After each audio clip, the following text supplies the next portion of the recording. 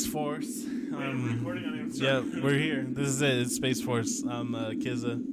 I'm Shizza. Your name. When you do it, it sounds like shit. Hey.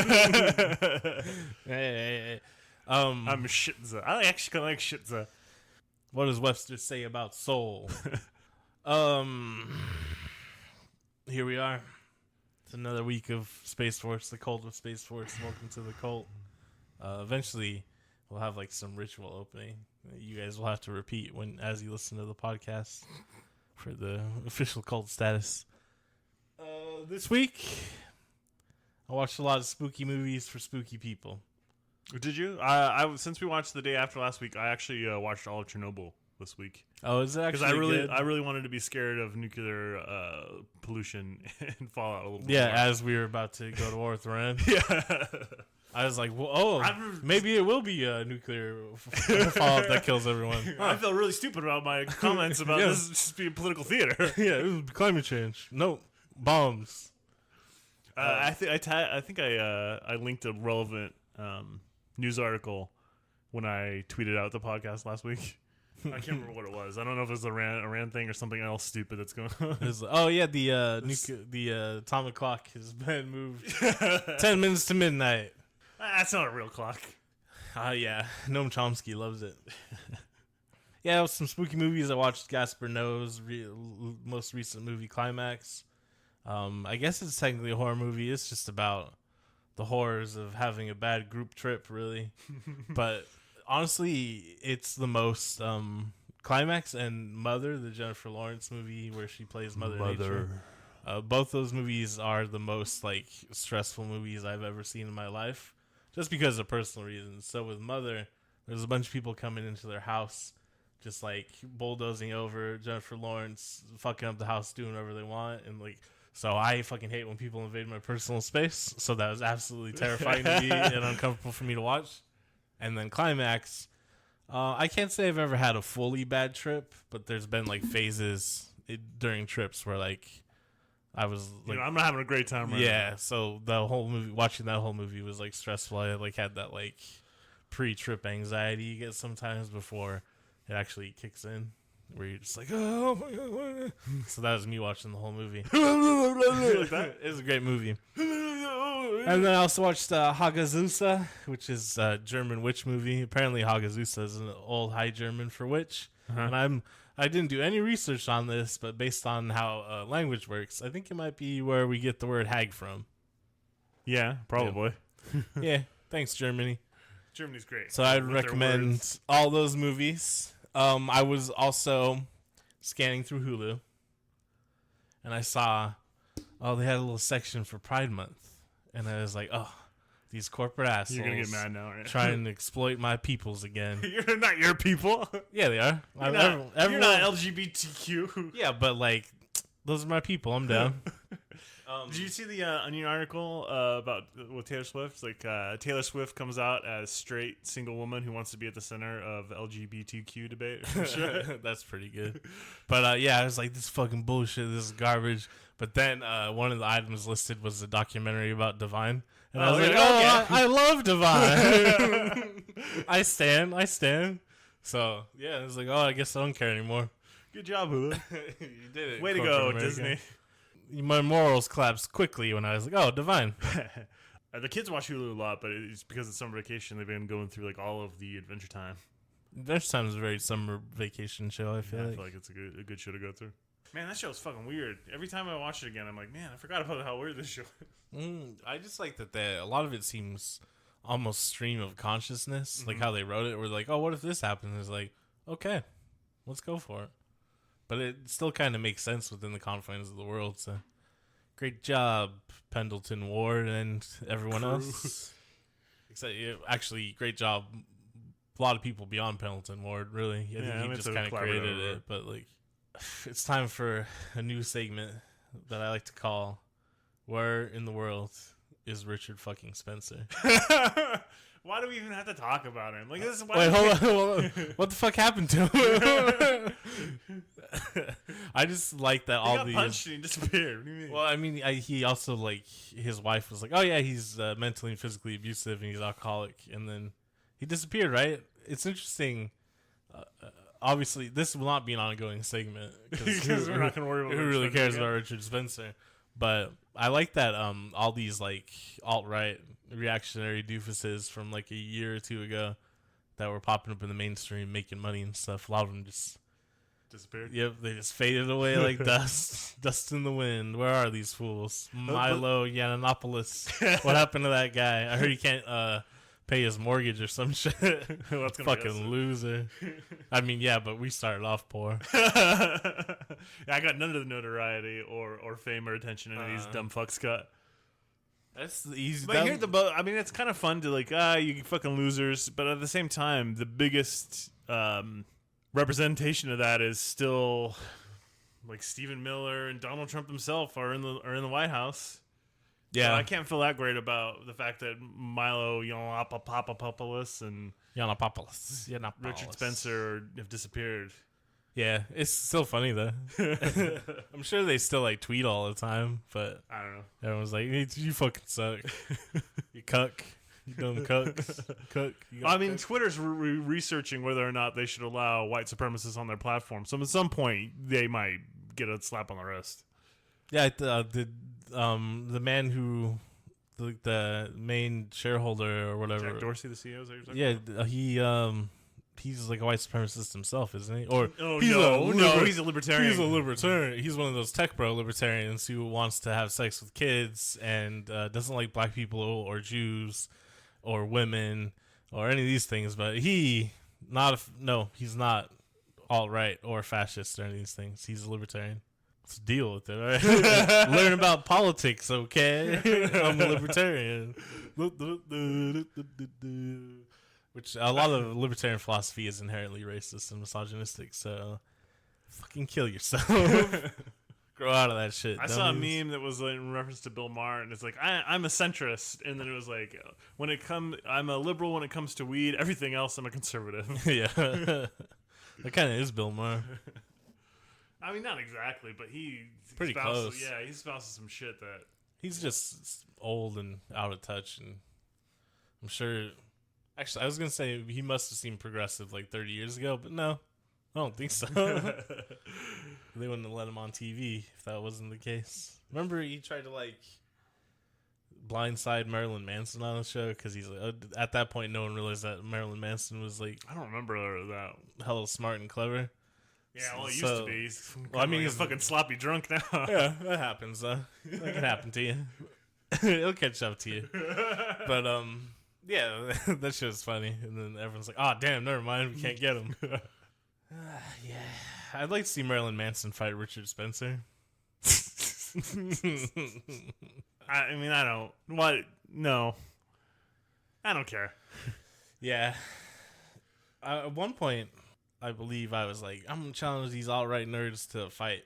I challenged Ben Shapiro to a debate boxing match. I think we mentioned this on the podcast. Shapiro. Because he was going around challenging everybody to debates. Like, he had some, they needed to prove themselves against Ben Shapiro. Yeah. Well, because, he's achieved so much in his life. Mm-hmm. Well, haven't you seen any of the clips of him owning the libs at college and stuff? Nope. He's like, he's made a whole career on yelling at young college students while they're like upset and crying.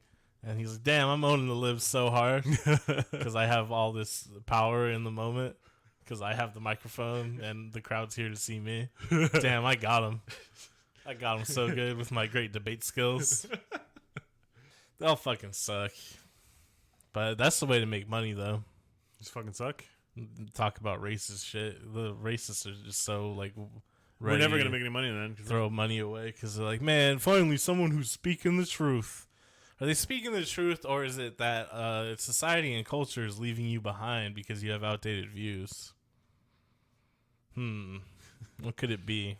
It's the children that are wrong, Kyle.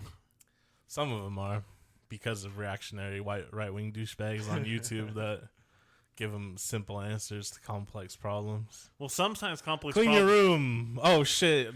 Jordan Peterson's my dad now. Well, let's be honest. Sometimes complex problems have simple answers. You know what I mean? Oh, yeah. There's a lot of homeless people. Well, let's Give them homes. Give them homes. There's a lot of empty houses in the United States. Yeah.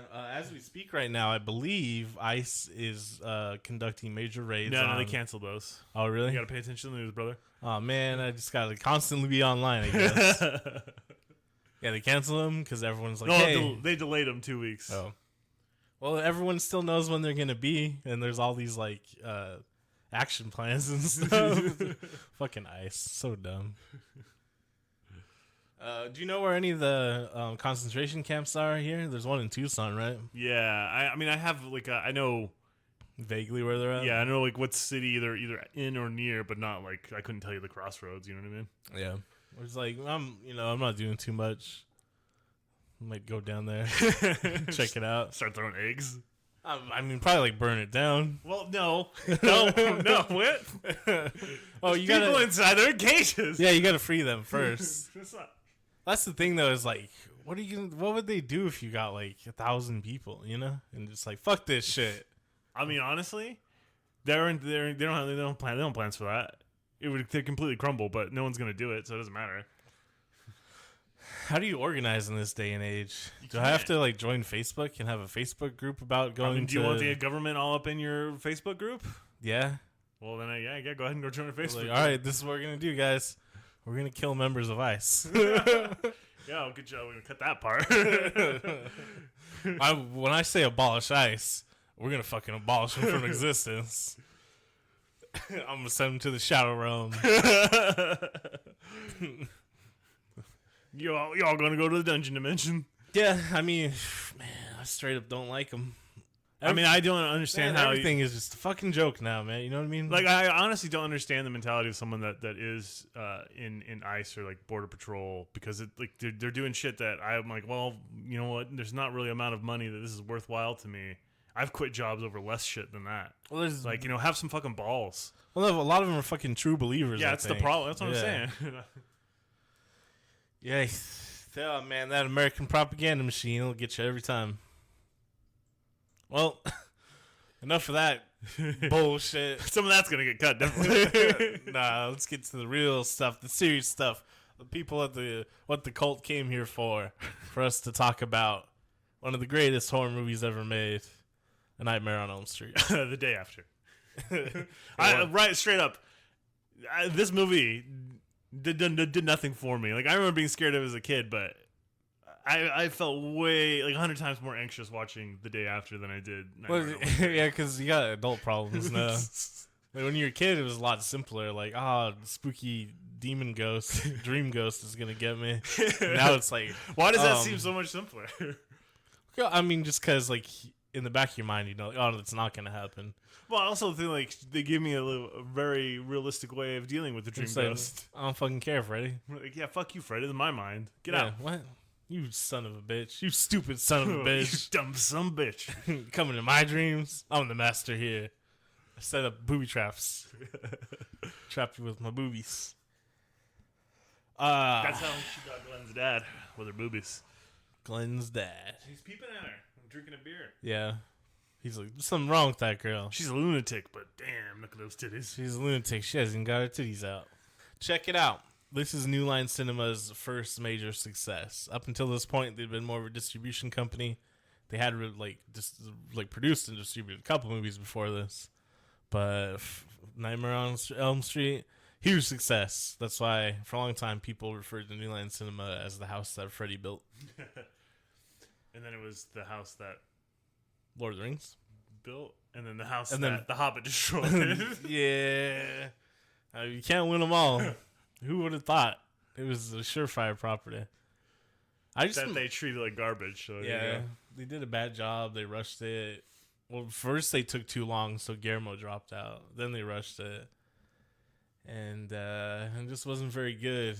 Also, I don't know. I just wasn't ready for it. You know what I mean?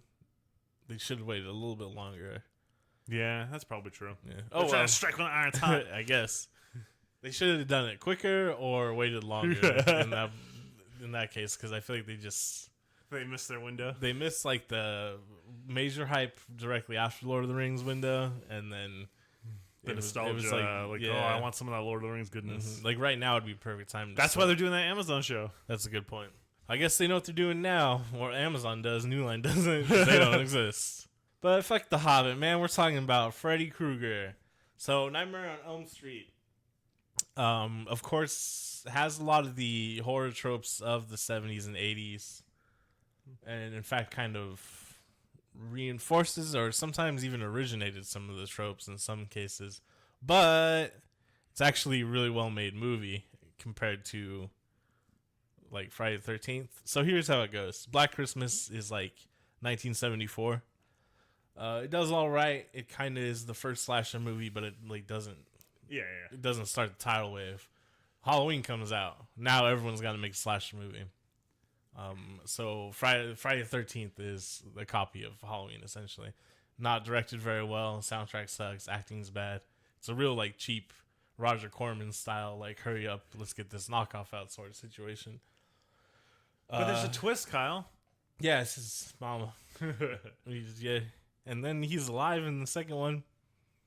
Because there's no supernatural element to the second. I watched the second one this week, too. Oh, did you? They're all on Amazon now, I think. Yeah. I was like, well, okay. I don't like the first one. The second one is actually the best Friday the 13th, in my opinion. But it still is like, this is fucking dumb. The kid's supposed to be dead. And they don't, like, introduce a supernatural element at all. It's just presumably he's been living out in the woods eating mushrooms or something. So that shit's weird. But yeah, anyways, the first Friday the 13th is not a very good movie. Nightmare on Elm Street fucking is.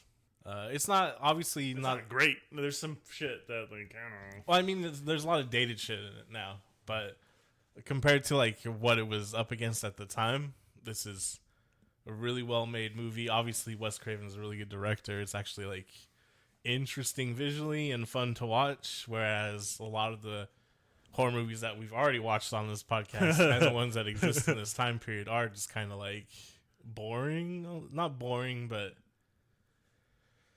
the pacing's weird and they're cheaply made. And well, this one was made on the cheap too, but when you get people that are passionate about making film, even if it's a weird, spooky dream ghost movie, you come up with creative ways to do cool shit. But not their dialogue. Oof. The dialogue's fine for the time period. Like it's like There's some real awkward shit, especially like when the kids first get together. There's one line I actually wrote down. When we get to it, we're gonna have to have an argument in this episode. Oh, we're done. Nightmare on Elm Street is one of my favorite horror movies of all time. Oh, I don't care. I'm not arguing about that. I'm saying the dialogue is shitty. What do you mean? This is Johnny Depp's first movie. He kills it. He didn't write the fucking dialogue. Who did? Wes Craven? You telling me Wes Craven can't write dialogue? He kind of can. It's not ever very natural. No, I always wonder if it's really stilted. A conscious choice or not. I feel like it might be intentional because there's an intentional Alfred Hitchcock touches in this movie.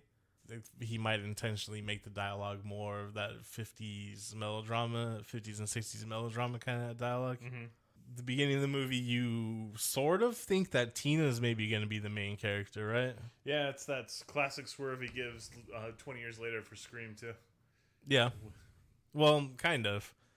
I guess. But it's just a callback to Psycho, obviously. Mm-hmm.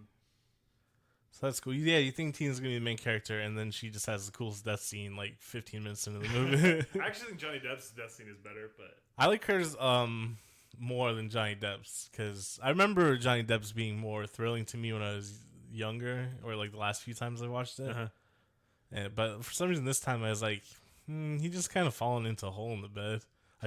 There's tons of blood that comes out. It's the whole apparently they fucking ruined the set and everything when they did, because they're like, they did it in, so they used a rotating room. Yeah, I was gonna ask that too, because it looks like it's actually when you look at the blood, it looks like it's falling. Yeah, so they used the rotating room for Tina's death too. You know how she's going up the walls and stuff like that. They used that same set, redecorated it so it's Johnny Depp's room for that scene.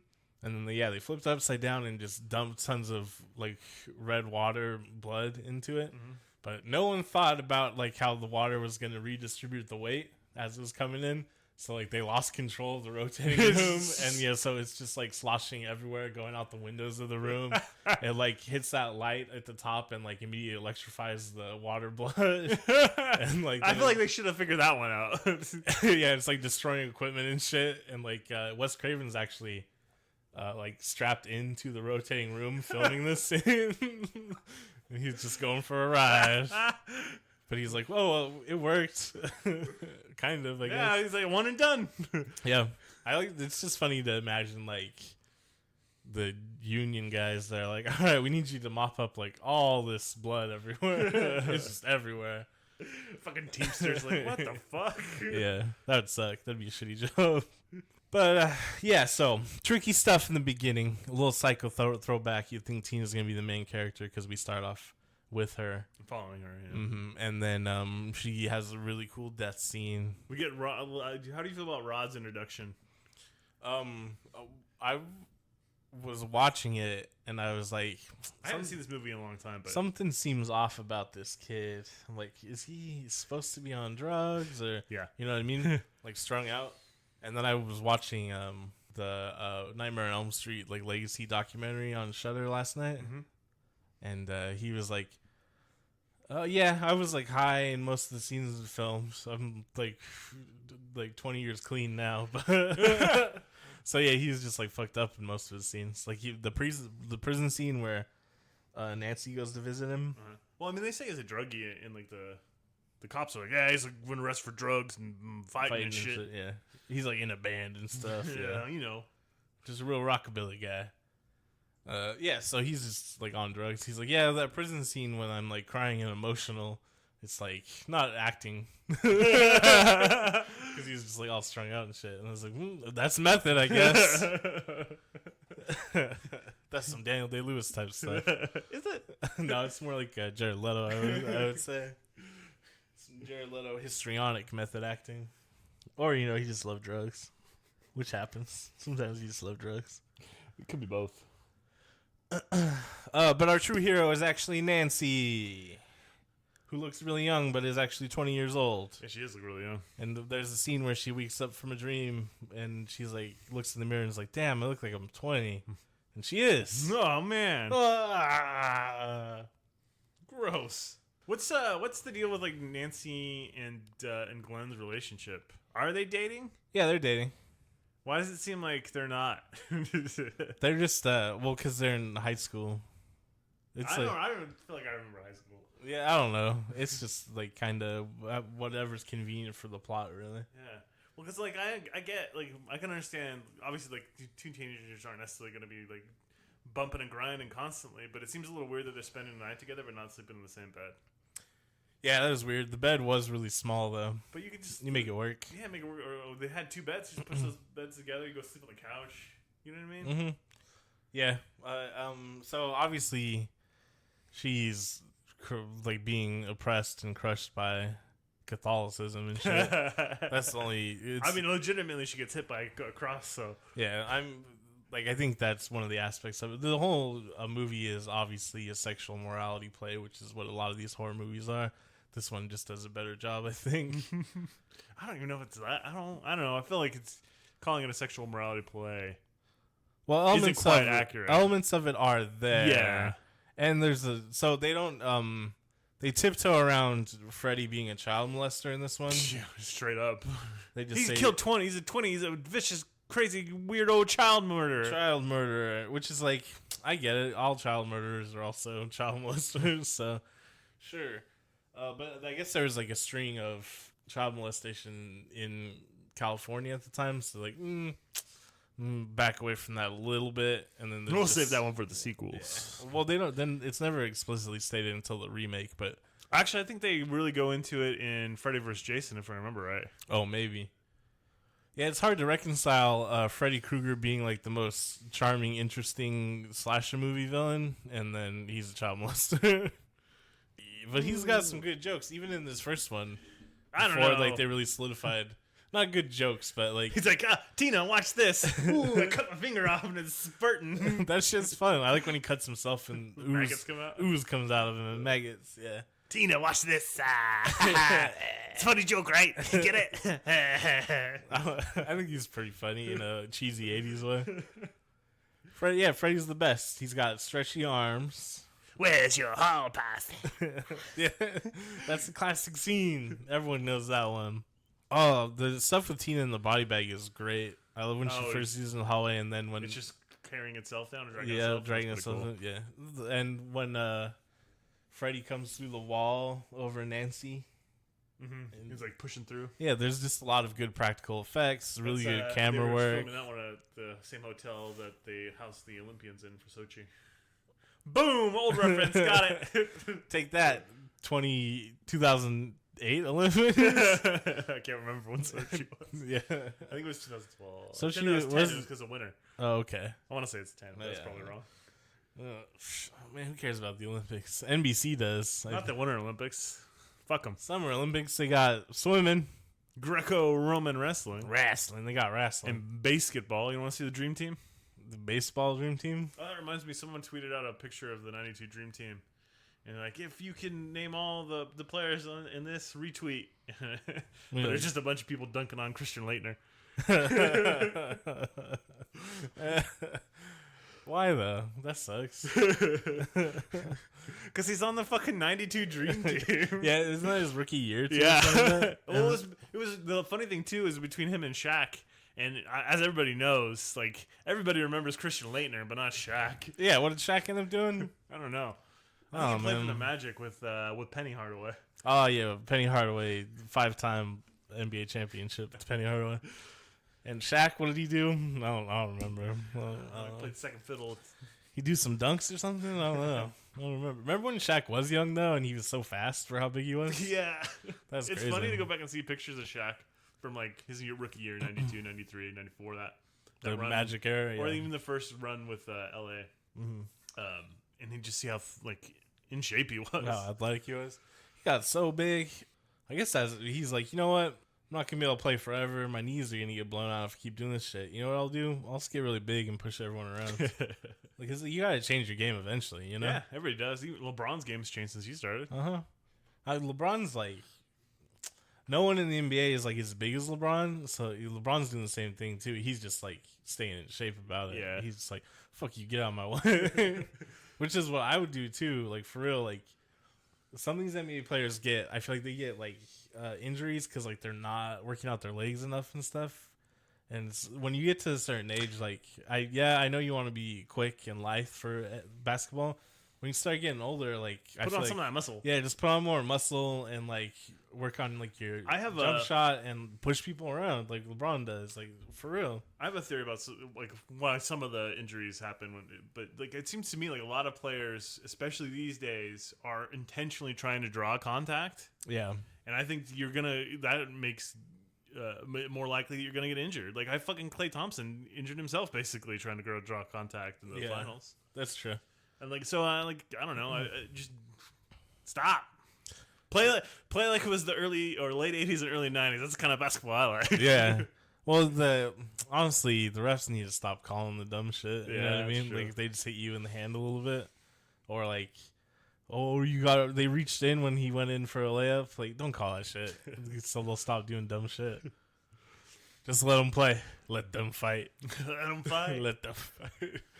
The fucking what was the dude on the Pistons? The center, the big white guy. And you know the '89 Pistons. Yeah, with like Oakley and Rodman, and Thomas. But I can't remember the white dude's name. I just remember the one time like a fight broke out apparently, and like he came up behind some dude on the other team and like hit him, like he like cold cocked him, you know, like sucker punched him really, and like ended that guy's career, I think, because the dude was like, yeah, I remember I could like smell like spinal fluid or taste spinal fluid. It was like for real, he hit him so hard like it really like fucked him up. Well, I mean, there's that fight with like Barkley and Bird. Fucking who else was it? It was all the Dream Team. Magic Johnson came in from the crowd. It was JR was like, back out. That's Magic Johnson's music. Back out. Broke my half. Freddy doesn't break anybody in half of this movie, though. We don't know what happens to Johnny Depp when he gets sucked into that hole. I feel like he just gets jellied. He's actually Depp soup. There's a deleted scene where like his corpse just like kind of floats out of the hole and then flops onto his bed. Yeah. It's pretty spooky. It was filmed and everything, so he didn't get broken in half, or did he? Since that's not in the film. Huh. Interesting. The guy who plays Ron, he's playing an Italian in the movie. He's even got a fake Italian name that he's billed as. Because unfortunately, he's Latino, and you had to pretend to be Italian even in the 80s. Well, I mean, or you can be a white person and get cast in Aliens and then pretend to be Latino. I guess Aliens is canceled. It's alright. Alien's better anyways. I've always liked Alien more anyways. James Cameron, you hack fraud. Well, why don't you make The Abyss too?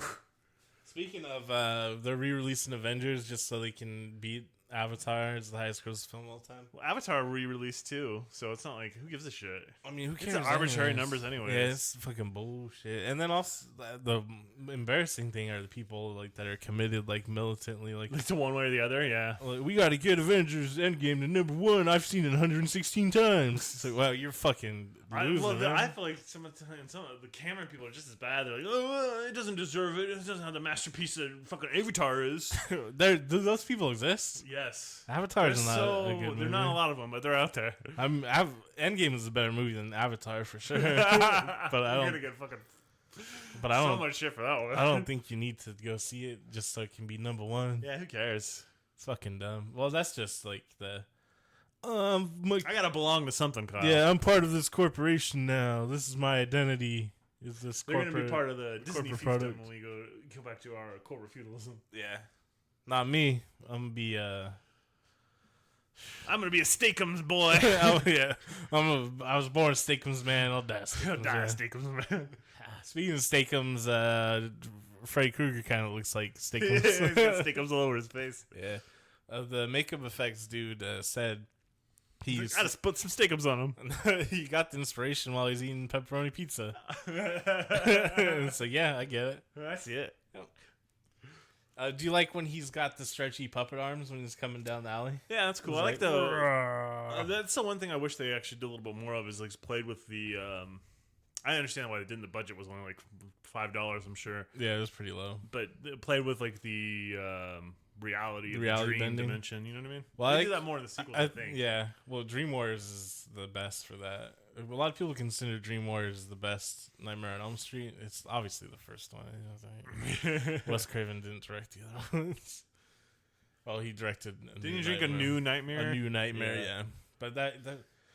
Sorry, Wes Craven, if you're listening, but that was kind of after he fell off. Like before his resurgence with Scream. No, because this is after Scream. Oh, that is after Scream, isn't it? Oh my god. He does Scream and then that, I think. And Scream was. I really like Scream. I like Wes Craven, but fucking Scream is. I feel like it's his pinnacle, honestly. His magnum opus. Yeah, but you gotta think he did Last House on the Left, The Hills Have Eyes, Nightmare on Elm Street, Scream. Like, fucking. He didn't want to be known as a horror director, but he's like, you know what? I'll just make like 4 or 5 of the most classic horror films of all time. No problem. That's just what I'll do. Whatever. I'm Wes Craven. To go back to Halloween, Friday the 13th in this film, what I like about Nightmare on Elm Street is immediately it's like supernatural. They're like, fuck all that. Oh, it's a serial killer. Maybe he's like got spooky powers. Who knows? Which the other movies get into later on in their franchise history.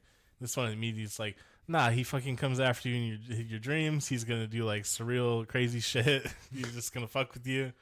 And obviously it still has to do with violation because he's a child molester. So he's aged up though. Yeah. Well, they don't really go into his motivations, but I feel like well, he's going after the children, the people that killed him, right? Also, and so he's in their dreams. He's in their bed. He's, you know what I mean? Like he's in their bathtub. Yeah, he's right by their tender bits. He's like, oh, I'm gonna suck on that butt. Oh God, no. Yeah, you know what I mean? He's still like violating kids. So I it works even without being like, oh yes, he was a child molester. It's like, no, you get it. You get it. He's in there like fucking with like you get it. He's you know violent. What he's about. Yeah, he's the remake, like I'm sure I haven't seen that, but I'm sure the remake's terrible, as you would expect. Like it's like they could have just had a scene where he comes into your dream and like pulls his dick out. Like that's how, you know what I mean? And That's like how over the head. yeah, it wouldn't have been that out of like place. He's like, yeah, okay, I get it. He's a sex offender. I mean, I also think I'm supposed to assume like the reason like the dad and the mom, like all these people's parents have like bad relationships is because of what the fact they killed Freddy. Yeah. Like, I also feel like the mom's like, I'm kind of a serial killer myself. I kept a souvenir. Yeah. I'm that. Why wouldn't you though? That like bladed glove. Like, Why wouldn't you? Because you don't want to get caught. you hide in the furnace like her. No one's gonna suspect a gang of like suburban parents. What? That's the first person I would suspect. Oh, fucking! It doesn't matter because pedophile murderer got off. I guess it's probably the parents. Her dad is the sheriff or whatever. Yeah, I know. I mean, that's and why he's involved in it. So that's the other thing that doesn't make sense. Because you know what would happen is if this guy gets off on a fucking technicality, the cops are like, "Oh yeah, we're gonna drive him home," and he just is never heard from again. I mean, yeah, like he disappeared. It's small town life. This is some straight up frontier justice that they. Sometimes frontier justice is still justice. I'm not arguing. I'm not saying that he didn't deserve it. Yeah, I guess it's not really a hot take when it comes to like child predators and stuff. It's like, nah, sometimes. How brave of you, Kyle. Sometimes you can just kill him. The problem is like, when it's not as obvious. Like maybe only one kid died. Yeah, like we think it's probably this poor weirdo over here. Well, that's not the case with Freddy Krueger though. Yeah, it's like or Fred Krueger. But that, I mean, it's just a slippery slope argument. Like, where do you draw the line? I feel like if the evidence is there and he gets off on a technicality and that sort of thing. Yeah. Like or if you get convicted and you just happen to get killed in prison, that's a little bit different. Well, these things happen.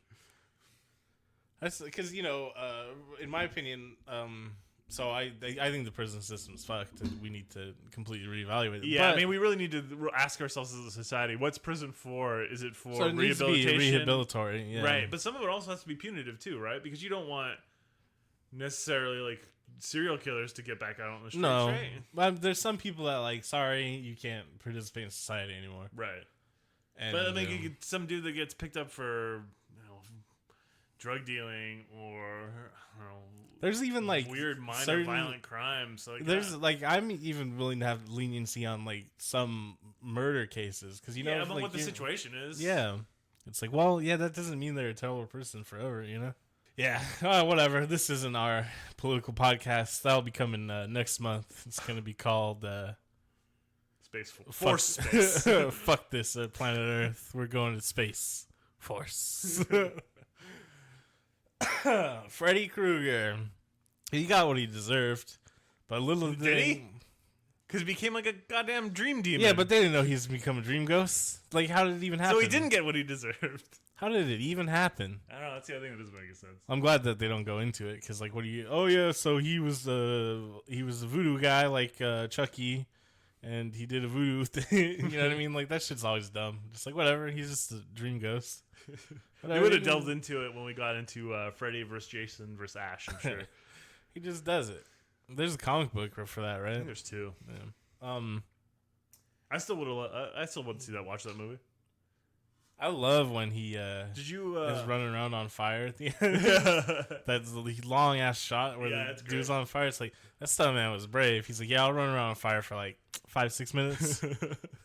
This is a little off topic, but did you ever watch the Evil Dead TV show? Nah. Damn. I was gonna ask you, was any good?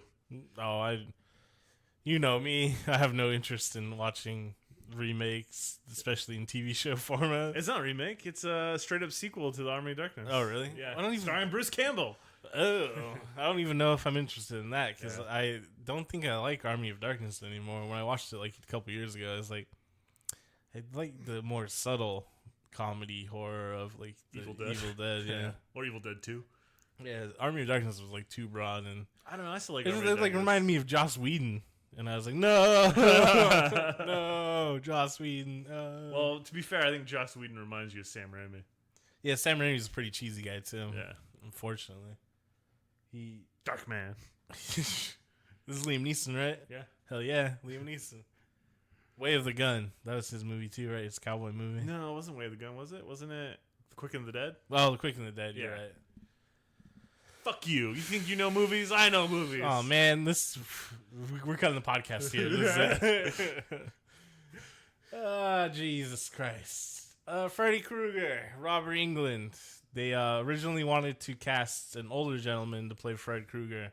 Wes Craven did, because he's a great director, possibly not that bright, because he's like, oh, wait a minute, he'll be under makeup anyways. He doesn't have to be an old man.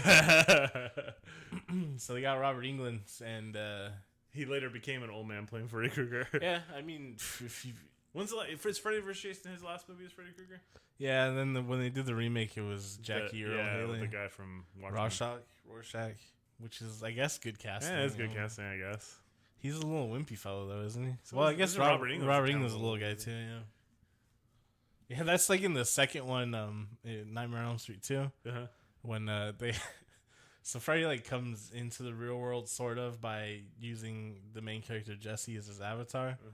And there's a scene where he's, like, at a party and turns into Freddy, and then Freddy is running around the pool chasing the teenager kids. And he's so tiny. Yeah, it's just like everyone's bigger than him, and he's running around like all like vaudevillian. Like, I'm gonna get you. It was like if like Charles Manson tried to show up and do murders with his bare hands or something. So yeah, it just looks really bad. Nightmare on Elm Street 2 has a bunch of gay subtext. It's now actually considered like just like Ghoulies, classic gay film.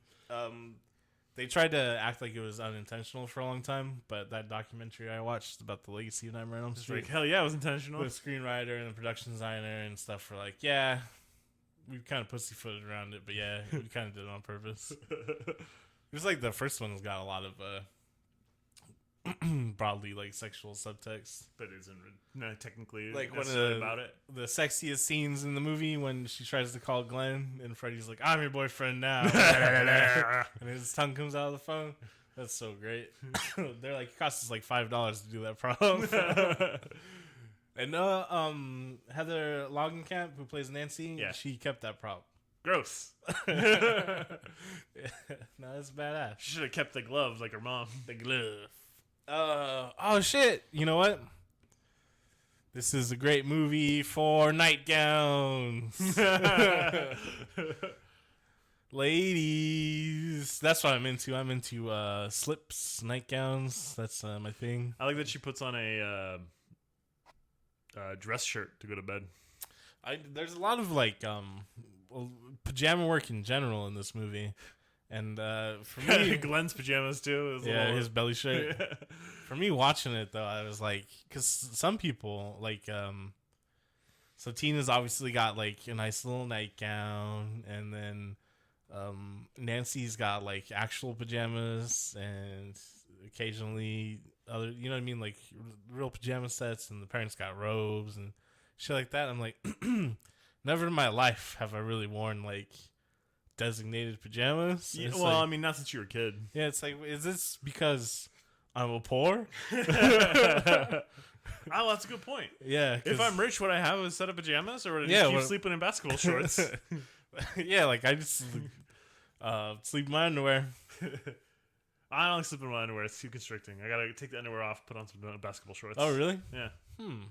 Interesting. I gotta let my balls dangle during the night. You gotta breathe out. Air them out. Yeah, that makes sense. I'm gonna give that a shot. Yeah, but I'm like basically like, no, I'm not. I just can't imagine fucking wearing any type of shirt or like wearing clothes to go to sleep. Sometimes in the winter I'll wear a shirt, but not normally. I just feel like you like get tangled in it, or you know, I just can't like have anything on me when I'm sleeping. Gotta be ready for action. Kung fu action. Yeah, someone might come in and try to get me and be like, surprise bear knife. My favorite part of the scene is when she goes full Kevin McAllister on Freddy Krueger. Yeah, she says some traps for him.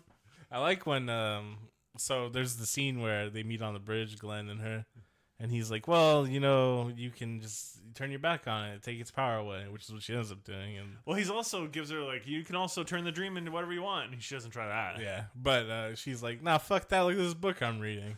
It's just improvised weaponry and booby traps. Like, hell yeah, whatever, that'll work. Well, because she did they tried to get her to do the sleep test, Oh yeah, like sleep study, and I got a little problem with the way Freddy Krueger operates. So right, so he kills Tina, but we'll go back to your sleep study thing in a second. But he kills Tina, right? And then he kills Rod, but he makes Rod seem like he was killing himself. Right? So he's like, I'm gonna cover my traps here. And then immediately they go to the sleep study. He's like, all right, time to kill her when he's doing a sleep study. Well, I don't think he was gonna kill her just yet, because that's the whole thing is he just kind of fucks with Nancy. Yeah, but he also cuts her, right? Which makes it, I don't know, it just seems like if he's trying to cover his tracks and make it seem like Nancy's crazy, he's doing a shit job of it. Well, the whole thing is like he doesn't have to work that hard, because she has to work even harder to convince someone. Yeah, that's true, I guess. This dream ghost is trying to kill me. All right, look. Feel, I guess the mom, as soon as she brings out like a Freddy Krueger hat out of her dreams that she didn't, she didn't have it when she laid down in bed. I'd be like, you can't sleep ever again. Yeah. We're gonna find like a shaman or a medicine man that is into peyote. He's gonna go in there and he's gonna fight Freddy Krueger for you. Yeah, that's the problem though, is you don't know what spooky magic Freddy Krueger did to become this dream ghost. Yeah, so. well, I guess, but at the same time, I know there's some sort of weird dream ghost after my daughter. Well, I'd be like, all right, and I got his knife claws in my basement. Yeah, I'd be like, all right, let's see, Fred Krueger, German name, all right. Some sort of German mysticism. Some sort of German witchcraft. We got to find a German witch. Hagazusa. And then, then we'll be able to figure it out. It'll be great. Oh, guess what? Not yesterday. I think it was Friday. It was Midsummer. Yeah. The summer solstice. Midsummer. How come they didn't release the film Midsummer on Midsummer? I don't know. Doesn't come out until July 3rd. Well, how come they didn't release Halloween on Halloween? Money. But you think money? It's weird for Midsummer. In my opinion. I don't know. A24 probably knows more about film distribution and production than I do.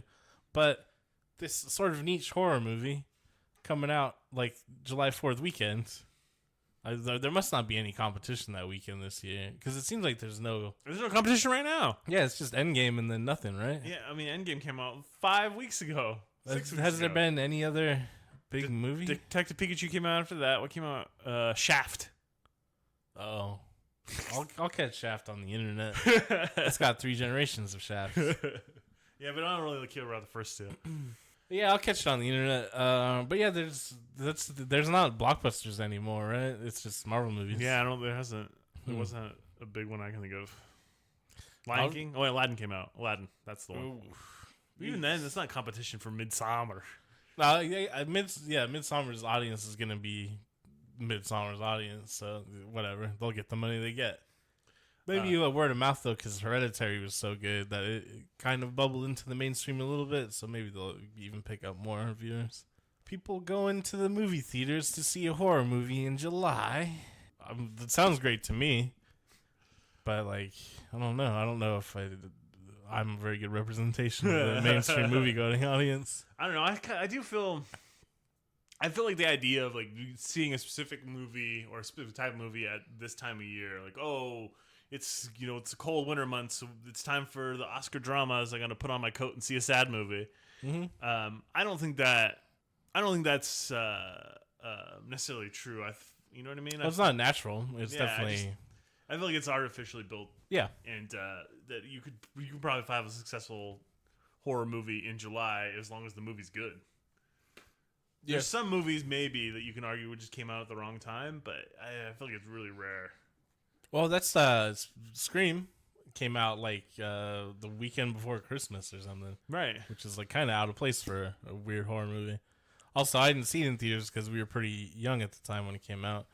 But I remember it came out on VHS in the summertime. I remember the first time we watched it, we were at our aunt's house after we'd been swimming. Oh yeah, and our cousin put it on, and I was like, "Holy shit, I love this movie!" Because that was that.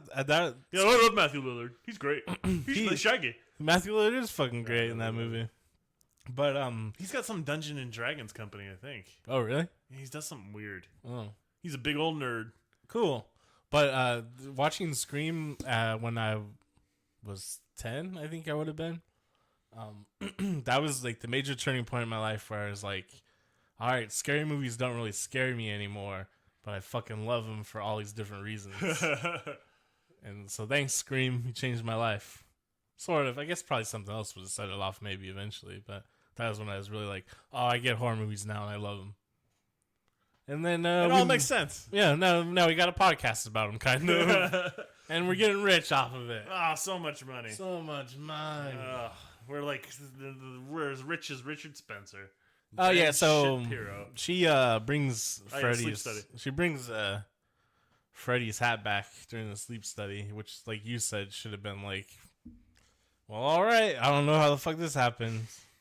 And that's when she realizes, oh, I can just bring Freddy back with me. Bring him into the real world. Yeah. Which is great. Once again, good thing they didn't explain how any of this magical shit works, because you're just like, okay, sure. I mean, that's true. Yeah, like, why I not? feel like, generally speaking, you don't want to explain your magical shit too much. Like, Lord of the Rings doesn't explain Gandalf shit, really. No.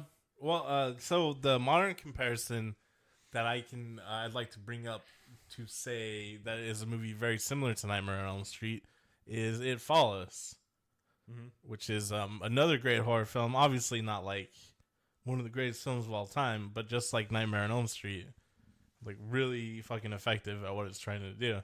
I think it's a similar sort of thing. Like they don't need to explain how this STD ghost exists and follows you around. It's just how it is, and that's the movie.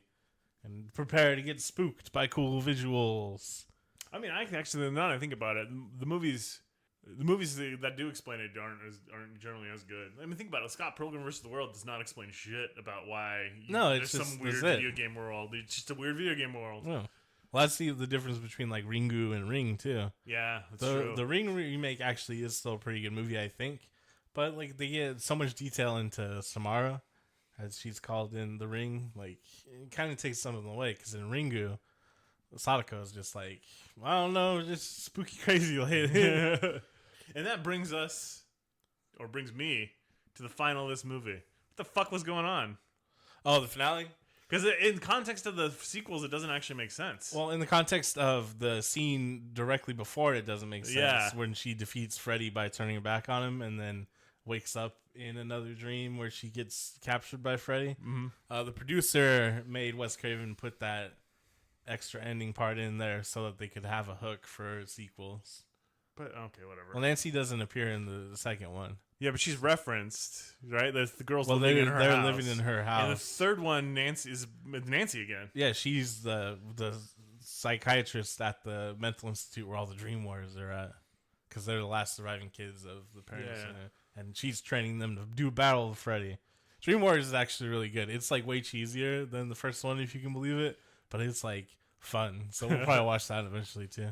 Maybe the second one. The second one's like kind of like but it's definitely just like the first 3 or 4 are the only good ones in my opinion.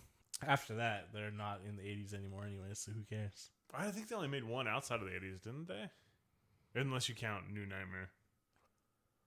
Because like it's like 85, 86, 87, 88, and then like they 92. They make them real fucking fast. Yeah.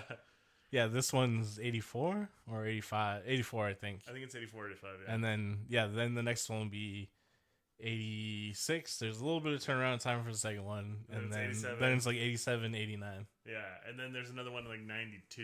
And then they don't make any other until like the New Nightmare. And then Freddy vs. Jason. And then the remake. Yeah, so Jason does have more sequels than Freddy, but Freddy has actual good ones. You don't like Jason Takes Manhattan or whatever the fuck it's called? Is Jason Goes to New York or something? I think it is like some stupid simple title like that. Yeah, this one. Jason Goes. I like when he punches the dude's head off. Yeah, I think we've mentioned that at least 4 times. I mean, that's just classic slasher movie scene. He's like, all right, let's do it, Jason. Punch. And Jason's just like, uppercut. It's a real Mortal Kombat type thing. The thing that bothers me is, speaking of New Line Cinemas, they're the ones that made Mortal Kombat movie. Fucking thank you, New Line. I mean, the thing that gets me about Jason is he's so slow. Like, that punch, that boxer should have just dodged. Yeah. Float like a butterfly. And stink like a bee. Well, he stunk like a bee, all right. Yeah, he stank. Yeah, the ending's fucking dumb. It doesn't make any fucking sense. Also, It does have like one of the best cheesy effect shots of any horror movie from the 80s, though, when Freddy pulls her mom through the window of the door, and it's like so obviously a dummy. Yeah, that's great. Because at the end, she's like, you don't get any power. You're going to give me all my friends back and my mom. Yeah, and so for a second, you're like, oh, it worked. But then oh, no, it didn't. But then did it work? She's back in the third one, but then all her friends are dead still, and her mom died in her sleep, so... Hey, listen, the producer made Wes Craven put that at the end of the first one, and then Wes Craven completely ignored it for all the sequels. So I guess he wasn't even involved, was he? Doesn't, yeah. Well, he did help write the screenplay for the third one, for Dream Warriors, which is why Nancy was reintroduced, because he's like, fuck all that dumb shit from before. Nancy's still alive. I'm going to be the one who kills her. Yeah. So, yeah, it's just meddling by the producer, which, it's not like the meddling that you see in today's, like, film industry exactly, because New Line Cinema was such a small company at the time that it was, like, he was on set and, like, really actually doing shit. Like, he put all of his personal assets on the line to make this movie, and you know what I mean? Like, so I don't begrudge him for doing it. But Fuck him. It is just like not an artist coming in and ruining an artist's work, kind of, you know. So it's still like the spirit of what producers tend to do now. But I think he was doing it from a place of love. Yeah, he was doing it from a less malicious place. He just didn't know what he was doing. So I just pretend, you know, it didn't happen. What's your headcanon intake? Obviously, she temporarily defeats Freddy Krueger. Her mom's still dead though. At the end, their all friends are still dead. Yeah, I'd like to think, like, the shit that happened. Like, I don't know how he could magically bring him back. It's like, we don't know. It was all a dream, Kyle. It could be, I guess. That's what she said? It was all a dream. I used to read Word Up magazine. That's what she said. And then she turned into a big old black man. Started slanging rocks. I was not expecting a Biggie reference there. Anytime, like, it happens for some reason. Yeah, I was like, every time someone says all a dream, you're like, I was reading Word Up magazine. Yeah, I was reading Word Up magazine. Yeah, no, it just comes up not all the time, but, like, I feel like I've done that at least a dozen times this year. It was all a dream. Yeah, no, so, I noticed, I do it. No? I do that. Yeah, I somehow organically started doing the thing that Australians do. I feel like I did it before Australians, where I go to like, yeah. Like, yeah, I did it before you, yeah? Well, yeah, because they're always like, yeah, and so it's like, yes, no, yes. For some reason, I became keenly aware a few months ago when like watching Australian slang shit, and I was like, I do that. Where did I learn that? Oh yeah, so I fucking love Nightmare on Elm Street. I'm glad we got to watch it. Basically no complaints about the movie. Everything is just dialogue. Perfect. The dialogue is perfect for 80s cheese fest. But I don't know. I don't feel like his intention was trying to make an 80s cheese fest. Yeah, but it's just a product of the time. You know what I mean? Some of it is really unfortunate. I guess, but you got Nancy. There's a scene. There's one part I gotta mention. Like right when Rod dies, and like all the cops rush in and pull him off the noose. He literally just died. Right? He's just stopped breathing. And they're all staring. He's like, "All right, well, better not try CPR. You know, it kills more people than it saves." I think that might be a joke though, like intentionally. Oh, shout out to the bathtub scene. I do fucking love like the weird, insidious, terrifying sexual nature of the claw coming up. Oh, I just like the visual effects too of her underneath the water and like seeing getting pulled like in. The real dimension of the bathtub like shining through, and it's just a small hole she's trying to reach for. Yeah, that's one of my favorite aspects. People have definitely copied this for other. Well, movies. Train Spotting. Yeah, I don't know if he copied it directly, but I think Danny Boyle maybe did. But Train Spotting scene is great too, so it's okay. And I think there's another movie too where I definitely have seen something similar, or at least a couple other times. Yeah, that's also one of my favorite things about the movie is because of budget constraints. I don't think Wes Craven was able to like go like full tilt on like some of the surreal shit he probably could have done. But I do like how, since occasionally you just fall asleep and don't realize it. In this movie, there's scenes where it's just such a smooth transition from them presumably being awake to being in a dream, and you're like, oh well, they're asleep, and now shit's weird, and it's just, it's fucking great. It's such a brilliant, interesting idea for the time period it came out in, because it's not comparable to the other slasher movies of the time, I don't think, because it just has so much more going on. It's much more interesting and like thought provoking than, oh yeah, some kid drowned because people were doing sex at the summer camp. Don't have sex, kids, or you'll get an axe to the back. And then this movie directly addresses that when Johnny Depp is on the couch and he hears Tina and Ron having sex, and he just says, "Morality sucks. Be gay, do crime."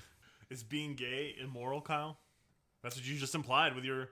You don't know that slogan yet? do. You're out of touch? You're not totally online? You're not hanging out with the LGBTQ plus crowd like I am? Again, I know you want to be like the straight white male version of Taylor Swift. But yeah, no, man. It's real shit. I mean, that's why I like Divine so much. And like all John Waters and all like his crew and stuff is just like...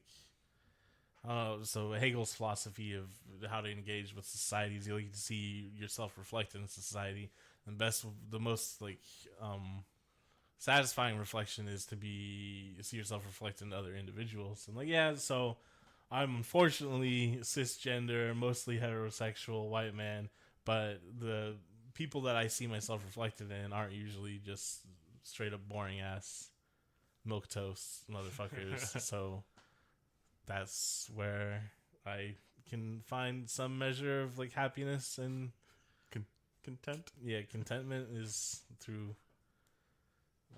other outsiders, and not to say that being non-heterosexual makes you an outlier, but society has made you an outlier. I was trying to make an outsider joke there, but I couldn't do it. The Outsiders, not the WCW Tag Team Championship. The book, or you mean the movie with Tom Cruise? Tom Cruise? Tom Cruise. He had bad teeth. Patrick Swayze, too. He had bad teeth in that movie. And the Tom Karate Cruise Kid. did. And Emilio. Emilio. Charlie's in it too, right? Yeah, Charlie Sheen's in it. And then Matthew... Well, I can't think of his last name. Matt. Whatever. You know what I'm talking about. Do it for Johnny, boy. Do it for Johnny. Oh, Matt Dillon. Thank you. Yeah. Soda Pop, the guy who played him, he wasn't really anyone famous, was he? Or was it River Phoenix? I can't remember who played Soda Pop. And the guy that played Pony Boy? Nah. Who knows? What happened to him? Francis Ford Coppola directed that movie. What? That's crazy. What? Oh, I gotta talk about... Can we talk about Keanu Reeves for 2 seconds? Cause Oh, yeah, again. Last week. Johnny Mnemonic. And on the ride home, I was just thinking about it. I'm like, man, he is not a good actor.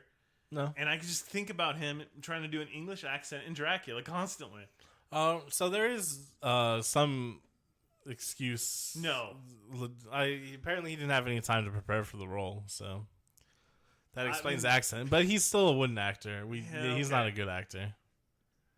I can do a better English accent on a 2-day notice. So. Ah, crikey, governor! Hey, I'm here to kill a Dracula.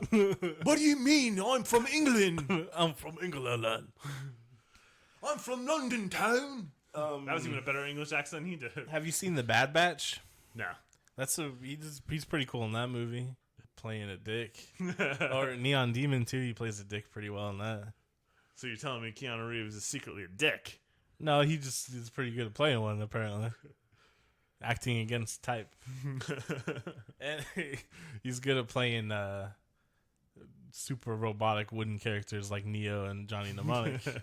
Johnny Mnemonic actually being like kind of a cyborg. How do you feel about Michael B. Jordan in the Matrix sequel or remakes? They're doing a Matrix remake? Yeah, that's what I read. With Michael B. Jordan. That's fine. Will Smith was who they wanted originally, right? Yeah. And he's like, nah, no thanks. Yeah. I don't want it. I really don't care about the Matrix. And I don't like remakes in general. It's such a product of its time, too. Yeah. Like the first Matrix, 1999. The fucking vinyl coats and leather jumpsuits and mainstream like dance music. What an aesthetic. I can't wait for that to come back.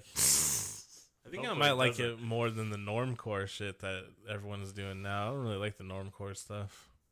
I don't know. Where you just kind of look like a dad. I don't really care. Oh, shit. Speaking of the dad, I looked at New Balance shoes the other day. Oh, it's dad time. We're trying to get out there. You got the lawn. We got the New Balance dad 10s.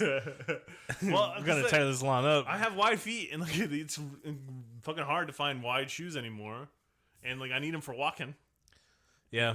And exercise in it. And like the New Balance is legitimately the cheapest quality brand I can find. Yeah, I wish they would let me like work out barefoot at the gym. I like working out barefoot the most. Yeah, well, if you want to get some nasty ass feet, go ahead. Yeah, that's a good point. I should just have my own gym. Yeah. That's why you should donate to the Patreon for Space Force. Coming soon, the McVenture Production Space Force podcasting and Hot Wind compound. Yeah. That's going to be awesome. Yeah, then I'll have a gym in there and work out barefoot. Yeah, make sure my feet are strong. I'm gonna be like Lemmy though. I think I'm gonna wear boots until I die. This might come out after the podcast. Otherwise, I'll just cut it myself if it doesn't. But I have an idea for doing like the Atlas, missile silo, right? And they have like layers. And the gymnasium would be the Steve Gutenberg Gym Memorial Gym. Steve Gutenberg Memorial Gym. This is for you, Goot. You have a statue of him in there. You get to high five it every time you come in. Yeah, he'll be like this, but it's gonna be his physique from Police Academy 1. Yeah, he's cut up, man. He'll be shirtless, obviously. He's like Rambo and that shit. Damn. Well, you know what I say? I say live fast, eat ass. This has been the Cult of Space Force. What movie are we watching next week? You told me. Oh, we're gonna watch Runaway, the Tom Selleck classic Runaway. Tom Selleck Runaway. It's a mixture of Chopping Mall and Blade Runner, I guess. Would be the best way to describe it. More Chopping Mall than Blade Runner because it doesn't appear to have any style. But we'll check it out. Tom Selleck, he's got a mustache. That's pretty good. Christy Alley's in it. She doesn't got a mustache. No, that's Christy Alley's ride. It's his mustache. Mustache ride. Yeah, McVentureProductions.com. Go to the Patreon. Get us. We'll have a Kickstarter for our fucking McVenture Production podcasting studio and Hot Wind compound. We gotta avoid the hot winds. Yeah, no hot wind for me. I'm not about it. I don't like the hot wind. But Kyle, you say, how can you eat ass and then not experience the hot wind? I mean, you gotta be brave. That's what I gotta say about it. I feel like it's just common courtesy not to have any hot wind. Yeah, if someone's eating your ass. And sometimes I understand you can't help it. You've been drinking all day, doing drugs, smoking tons of cigarettes, probably eating a lot of bread. Yeah, I'm eating hot dogs. Who knows? Who knows what happens? I know what happens because it's happened. But you know what? You just say, you know what? This is all right. This is my lover's hot wind, and I'm fine. It's got a little doo-doo wind on it. Little doo-doo air. So that's why you gotta make sure you keep your mustache grown out. I shaved recently because it's so irritated. But so right now can't eat that. And it's fucking horrible to look at him. Yeah, I look fucking like a baby. It's so weird. Well, that's been beer talk, ass eating talk. It's 2019, so unfortunately, eat your partner's ass. We're all gonna die soon, anyways. Try new things.